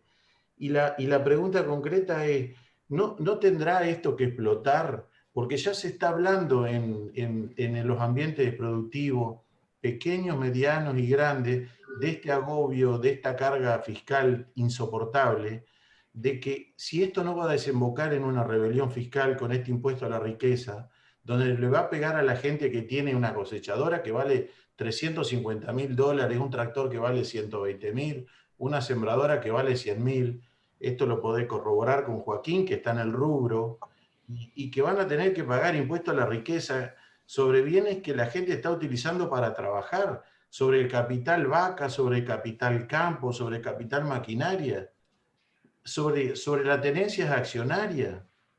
Es una cosa demencial. Esta ley está impulsada por alguien que nunca trabajó, indudablemente. No sé qué opinan ustedes con respecto a esto, si hay espacio para que haya una rebelión fiscal en estas condiciones, porque yo lo estoy escuchando cada vez más de productores chicos a esto. Es como que está empezando a crecer esto. La gente se está resistiendo y se va a resistir, me parece, a esto. No sé si capaz fui medio extenso la pregunta, pero por ahí me gustaría tener alguna opinión o por ahí un poquito de aliento, porque uno está medio agobiado ya, cansado, ¿no? A ver, me parece que son muchos temas. Déjame solamente el último, el tema de la rebelión fiscal. Está tan mal hecho este impuesto. Vos mencionaste si alguien tiene vacas. Si Juan compró una cosechadora a Pedro y todavía no se la pagó, o le compró vacas a Pedro y todavía no se las pagó, si llega a caer justo en el momento en donde está el cierre del impuesto, ambos pagan el impuesto. Uno por tener las vacas o la máquina y el otro por tener un activo, un deudor, que todavía no se las pagó. O sea, el impuesto es un disparate. Yo creo que va a haber, no sé si por rebelión fiscal o por imposibilidad técnica, porque si vos tenés un campo grande, no tenés la plata disponible para poder pagar. O sea, yo creo que eso lamentablemente va a ocurrir. Y digo que lamentablemente que ocurra, no porque yo quiera que la gente que pague impuestos, sino porque no va a ocurrir por convicción, sino que va a ocurrir por imposibilidad. Simplemente porque el impuesto es de imposible cumplimiento. Me gustaría que la gente tenga la convicción de que esto no es razonable por el motivo A, B y C, y lo puede explicar y que la justicia lo diga. Pero va a ocurrir que la gente no pague porque no se puede. Así que eso es un tema grande. Y ahí veía que alguien levantaba la mano también. Sí, yo coincido con Diana. No sé si alguien más quería hablar. Pero, Dale. Yo coincido con Diana 100%. Es más, creo que mucha gente no lo va a pagar, algunos por lo que dice Ana y otros porque creen que no corresponde. Y de hecho hay muchos estudios jurídicos de primerísimo nivel que ya están recibiendo un montón de pedidos y les va a repercutir mucho peor de lo que creen. Porque no solo no van a pagar el impuesto a la riqueza, sino que muchos van a dejar de pagar el impuesto a los bienes personales. Porque el impuesto a los bienes personales también es inconstitucional, por varios motivos, según los propios abogados te diría, de los principales estudios de la Ciudad de Buenos Aires. Entonces, cuando uno ya empieza a hacer un juicio al Estado y un amparo para que no te embarguen las cuentas y demás por no pagar el impuesto, entonces aprovechás y tampoco pagás el otro. Con lo cual no vas a pagar ni bienes personales ni la riqueza. Y hay por lo menos dos argumentos. Uno que es el confiscatorio. Está claro que en muchos casos están sacando más del 100% de la renta, y eso es completamente confiscatorio, más allá de que le cambiaste el nombre. Pero sabemos que impuestos personales, los bienes personales iba a ser por única vez y terminó quedando. Con lo cual, ¿cuál es la diferencia? Si te sacan por ganancias o sobre el patrimonio. En realidad, vos estás pagando con las ganancias, estás pagando más del 100% en muchos casos. Es confiscatorio. Pero además, viola un principio básico que es el de equidad. Entonces, si tenés los bienes en el exterior, te cobra mucho más caro que si tenés los bienes localmente. Lo cual, por ejemplo, los 7 unicornios, que son las multinacionales más exitosas de la Argentina, que los dueños tienen gran parte de sus negocios fuera de la Argentina, les cobran mucho más caro por los negocios fuera de la Argentina que por los negocios que están dentro de la Argentina. Por supuesto, se fueron del país, y así se fueron los 7 dueños de los principales unicornios, y por supuesto no van a pagar impuestos y el Estado va a hacer un juicio, va a hacer un desperote fenomenal. Ahora, si quiero cerrar con una cosa. Yo creo que lo fundamental acá, para hacer las reformas, es que tenemos que ganar las elecciones. Esa es la clave. La clave es convencer a la gente de votar distinto. La clave es apostar a un cambio verdadero. Nosotros tenemos 3 años para convencer a los argentinos de hacer un cambio completo a quién estamos votando. Esa es la gran apuesta. En Republicanos Unidos estamos juntando a 4 grupos, pero la idea es juntar a muchos más. Esto es apenas un primer paso. La idea es aunar a todos los que queremos defender la vida, la libertad, la propiedad privada, el sentido común, como decía Diana, es el buen sentido sobre las cosas, ¿no? No hay que poner el rótulo ideológico, básicamente es volver a la normalidad, a cómo funcionan la gran mayoría de los países del mundo, porque tomar los países nórdicos, y todos están en los 20 primeros países en libertades económicas del mundo. Después puedes tener un poco más, un poco menos de impuestos, pero tenés que tener una razonabilidad. Yo creo que es la oportunidad, pero es la oportunidad de convencer a todo el mundo a apostar distinto. Y esto implica apostar en afiliar gente, pues sin afiliados no lo podemos hacer, y también implica en apostar poniendo algo de plata. O sea, si no, no vamos a lograr cambiar este sistema. Excelente. Quiero agregar algo, Alejandro, un minutito. Voy a responder como contador.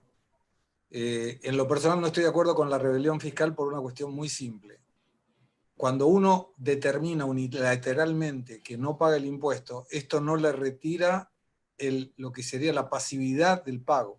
Entonces ahí, si alguien no quiere pagar, mi recomendación sería declare el impuesto que debe y no lo pague, y después lo defiende eventualmente en términos judiciales. Pero el hecho de no declararlo configura el delito de evasión, que es muy diferente del declararlo y no pagarlo. Entonces, apenas una observación. Y no sé si Alejandro Baggio es pariente del gran Rufino Baggio, que es un ídolo para mí, he sido muy amigo de Rufino, y si es así, entonces viene una familia espectacular. Se habló de mochila impositiva de los productores. Hoy tenemos, si no me equivoco, 166 impuestos. ¿Cómo se podría impulsar una reforma tributaria seria y profunda? Bueno, creo que son 169 y son 69.000 regulaciones las que tenemos, y creo que la respuesta tiene que ver con lo que hablaba Gustavo, y diría muy claramente, combinado con lo que decía Agustín, el tema de la reforma de shock. Técnicamente, digamos, me veo absolutamente imposibilitado, creo que Gustavo lo va a explicar mucho mejor que yo, en cómo aplicarla. Creo que lo sufrimos, lo vemos en nuestras empresas, siendo una pyme, siendo grande, la participación del Estado es asfixiante, ya vimos los números, así que con respecto al cómo hacerlo, por ahí Gustavo te cedo la palabra. Bueno, la reforma tributaria tiene que ser necesariamente a través del Congreso, ¿no? Salvo el caso, como mencionaba Diana, de alguna determinación que pueda agregarse alguna frase que facilite. Lo que el gobierno nunca entendió, y creo que de los científicos que tenemos, pocos han leído y han interesado por el gran Laffer en la expansión de la carga tributaria comparada con la cantidad de recaudación que eso genera. Pero para no entrar en una cuestión técnica, yo voy a aprovechar, Alejandro, y con esto concluyo para que Diana y Joaquín y Agustín puedan hacer su cierre también. El otro día puse en las redes sociales una comparación entre maestros y ministros.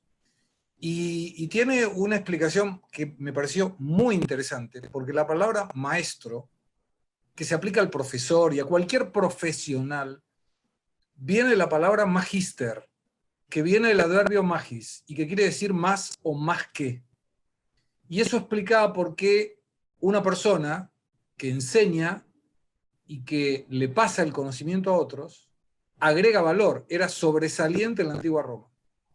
A diferencia del ministro, que proviene del latín minister y que proviene del adverbio minus, que quiere decir menos o menos que. Y es por eso que también en la antigua Roma el minister era un sirviente, porque tenía muy poca o ninguna habilidad. Lo curioso es que a lo largo de todo este mundo, Argentina hoy valoriza mucho más un ministro que un maestro. Y eso a lo mejor explique por qué estamos como estamos. Porque el que no agrega valor y que debería ser un sirviente de la sociedad, y sirviente en el buen término, estar a disposición de la sociedad, gana mucho más que un magíster, que es el que le enseña a los demás a cómo ser una sociedad en serio. Gracias a todos por esto. Dice, consulta para cualquiera de los expositores. Tengo info de primera mano que muchos municipios del interior van a despedir masivamente porque se quedan sin financiamiento.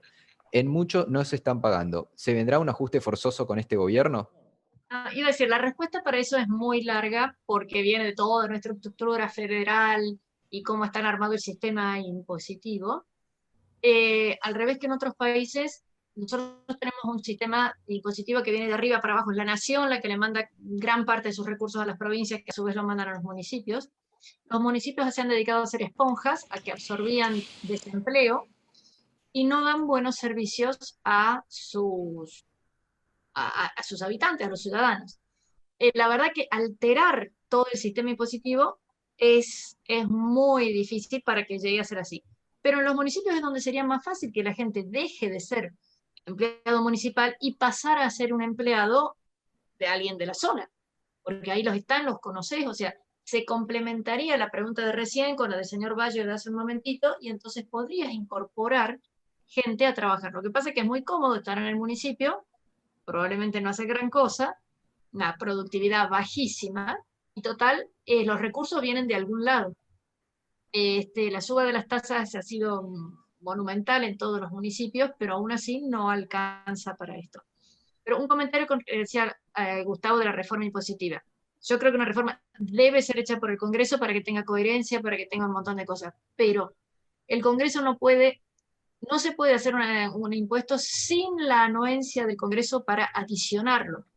Pero la AFIP tiene la potestad de bajar las tasas a cero. Eso tendría menos credibilidad porque la gente diría, sí, pero en cualquier momento me la volvés a subir. Entonces sería si se elimina realmente como debe ser el impuesto.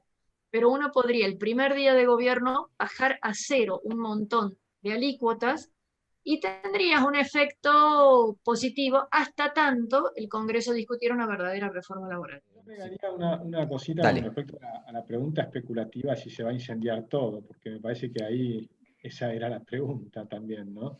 Y yo creo que estamos en una crisis muy profunda, y que ahora hay cierta recuperación de la economía, porque lógicamente está saliendo la cuarentena y demás, pero ni a palos vamos a llegar al nivel de actividad económica en 2017 y ya empieza a haber otros problemas.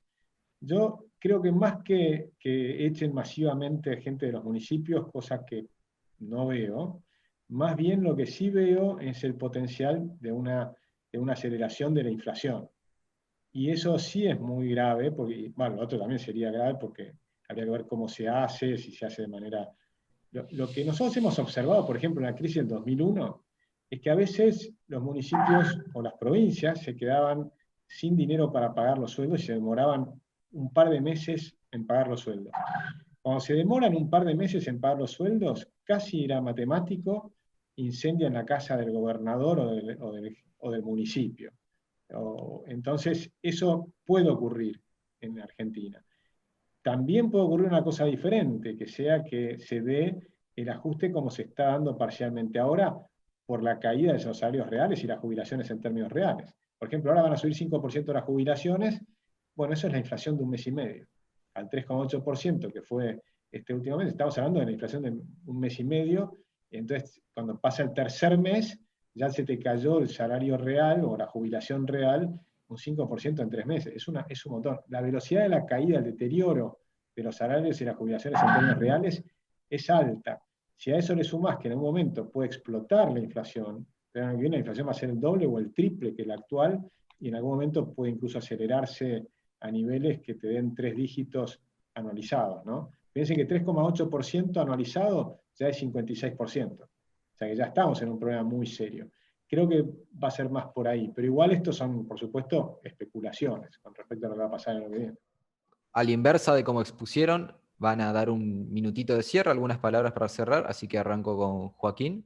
Solamente para decir que, bueno, gracias Agustín, Alejandro por coordinar, por supuesto un lujo estar al lado de Agustín, Diana y Gustavo, así que muchísimas gracias. Solamente una sola reflexión. Me gustaría recordar a Alberdi, cuando decía en 1850, que no es textual, es algo muy parecido, pero pasamos de ser colonos de España para pasar a ser esclavos del fisco, ¿no? Algo muy, muy actual, como todo lo que escribió Juan Bautista Alberdi. Así que dejo esta reflexión y quiero solamente reiterar lo que dije hace unos minutos. Agustín, Gustavo y Diana, todo el esfuerzo que están haciendo junto a otros tantos republicanos merecen nuestra atención, nuestro apoyo en tiempo y en plata, porque sin plata esto no camina tampoco. No podemos abusar de la generosidad del tiempo que le destinan ellos a esto, así que también los invito a los que puedan a colaborar económicamente con la movida que están haciendo tantos en este frente republicano y liberal. Así que bueno, muchísimas gracias. Gracias, Joaquín. Diana. Bueno, a ver, yo solamente mencionar que los problemas que tenemos en Argentina son muchos. El económico es el que se ve, pero tenemos muchísimos más problemas. Creo que la educación, los que estamos en esta conversación probablemente lo tengamos claro, pero sin embargo la gente que ellos mismos ya no tuvieron no se dan cuenta. Las inconsistencias culturales que tenemos muchos no se dan cuenta. O sea, yo creo que tenemos que estar mucho más abiertos, mucha más posibilidad de hablar, tratar de evitar conflictos con la gente, tratar de explicar. Yo creo que la gente se da cuenta que hay un problema, pero no sabe por qué. Y el gobierno lleva años tratando la bendita grieta, la culpa es del otro. Entonces, tratar de desviar el tema, no confrontar y tratar de explicar. Si el tema económico se pone ríspido, hablar de los miles de otros temas en los cuales también Argentina tiene problemas y que entre todos, ojalá, podamos solucionar. Muchísimas gracias. Gustavo. Yo voy a tomar lo que mencionó Diana recién y que comparto, por supuesto. Me parece que desde el proyecto Unidos y Republicanos Unidos tenemos que ser un poco más abarcativos. Esto es una opinión personal. Yo me presento como de una propuesta violinista o musical, porque es difícil tocar un instrumento con una sola mano. Es imposible direccionarnos a la derecha o a la izquierda, no importa ideológicamente dónde estemos. Y digo el violín porque es imposible tocar el violín si no lo agarrás con la izquierda y no lo ejecutás con la derecha. A nosotros, los que tenemos un pensamiento liberal, se nos acusa de alguna forma de no preocuparnos por las cuestiones sociales. Y me parece que la mejor forma de contrariar esa visión es con nombres y apellidos. Yo estoy ayudando a gente de La Rioja que podría tranquilamente estar pidiendo un plan y está trabajando. La señora de la casa hace tortas fritas y empanadas con harina que le hemos conseguido, le hemos enseñado a hacer las cuentas para que ella pueda vender y cada vez generar más actividad económica en su pequeño mini comercio, y su marido en la parte de jardinería, y ella estudiando a través de educación a distancia con una computadora que le conseguimos ahora. Ese ejemplo ella lo pasó a otras personas que viven en una comunidad muy carenciada, en el medio de La Rioja, y que me cuenta que en función de su experiencia, 3 personas más comenzaron a realizar actividades comerciales muy chiquititas en su ámbito para no depender de un plan. Y le pedí que quería hacer un Zoom con ellos para que a través de Unidos y de Republicanos Unidos podamos mostrar esos nombres y apellidos como una posibilidad correcta de alguien que, en función de su esfuerzo, le cuenta a otras personas que no conviven con nuestra realidad, que es posible estar mejor desde el esfuerzo individual. Y que es posible inclusive estar mejor socialmente desde el esfuerzo individual, porque ella, a pesar de sus restricciones económicas, ayuda a un merendero con 35 chicos y con sus carencias.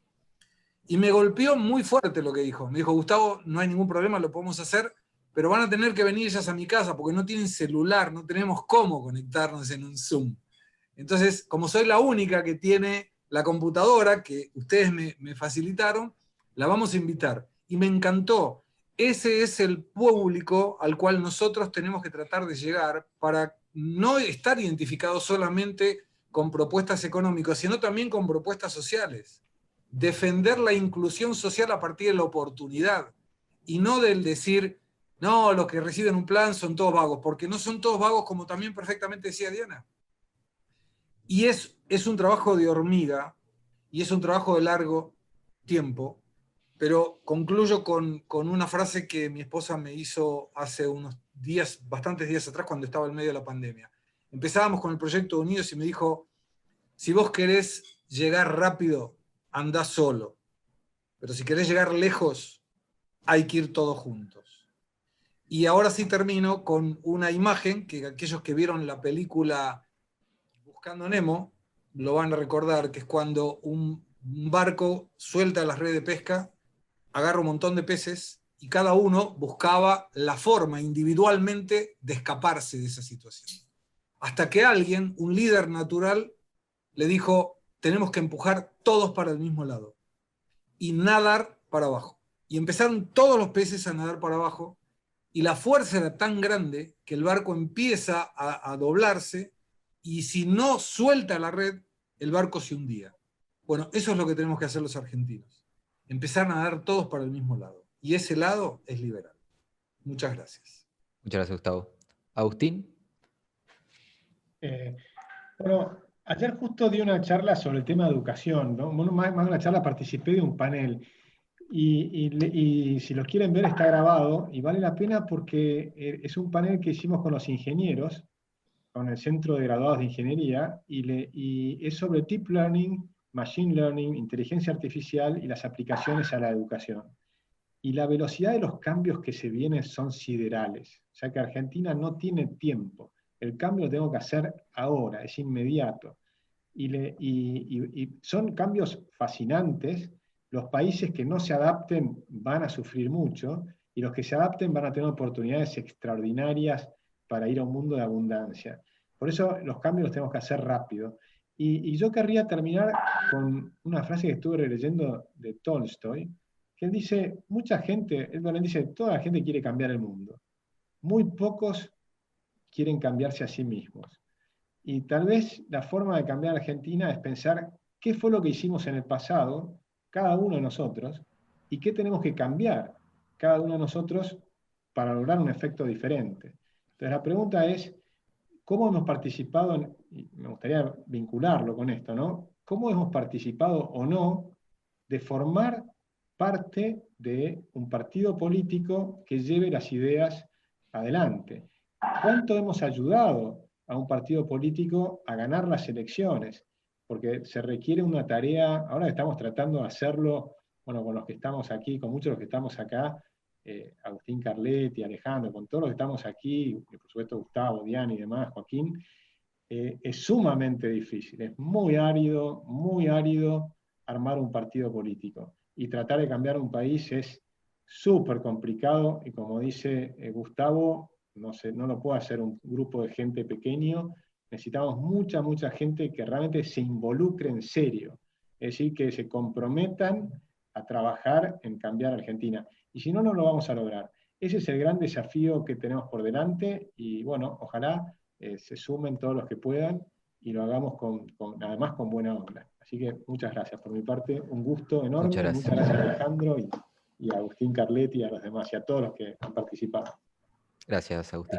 Bueno, yo primero agradecerle a los 4 por haber participado. Es un gusto haber compartido con ustedes. Disculpen porque les robamos un poquito de tiempo, era hasta las 8, pero se hizo muy interesante y está bueno siempre estar aprendiendo de los que saben. Así que bueno, agradecerle a los 4. Agustín va a dar las palabras de cierre y este evento se da por terminado. Así que bueno, Agustín Carletti, las palabras de cierre son todas tuyas. Bueno, agradecer a los oradores que estuvieron excelentes. Gustavo y Agustín, por suerte me honran con la posibilidad de poder trabajar con ellos. También te agradezco a vos, Alejandro, por moderar y presentar.